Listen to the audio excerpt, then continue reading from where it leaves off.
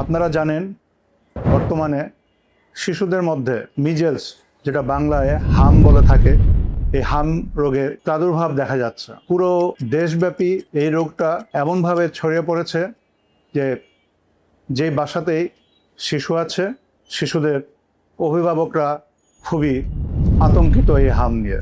আমি একজন শিশু বিশেষজ্ঞ হিসাবে বলবো, আপনারা আতঙ্কিত না হয়ে সঠিক সময়ে সঠিক চিকিৎসা এবং চিকিৎসকের পরামর্শ নিতে গেলে এই হাম নিয়ে খুব বেশি আতঙ্কিত হওয়ার প্রয়োজন নেই। আর একটি বিষয়, আপনাদের বাসায় যেই শিশুরা রয়েছে, আপনারা জানেন সরকারিভাবে ইতিপূর্বে 9 মাস এবং 15 মাসে 2টা হামের টিকা দেওয়া হয়।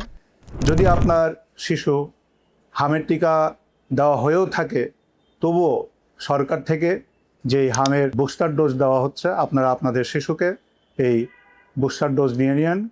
এবং যখনই বাচ্চার জ্বর, কাশি এবং শরীরে কোনো র্যাশ দেখবেন, তখনই আপনারা বিলম্ব না করে চিকিৎসকের পরামর্শ নেবেন। আমি মনে করি চিকিৎসকের সঠিক পরামর্শ এবং সঠিক চিকিৎসা আপনার শিশু এই হাম থেকে ইনশাল্লাহ নিরাপদে থাকবে।